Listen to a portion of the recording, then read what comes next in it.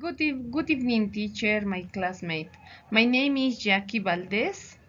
I am a tour guide here in Machu Picchu town.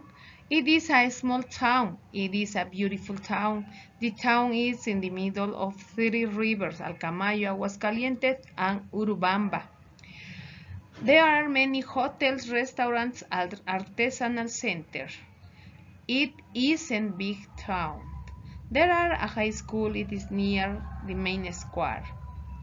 I have a small bag and a nice color. I have a different object, for example, lipsticks, case, my cell phone, a book, an umbrella. In my flat, my favorite place is my bed. Is near to the windows and I have a beautiful panoramic view. Thank you very much for your attention, teacher and classmate. Thanks.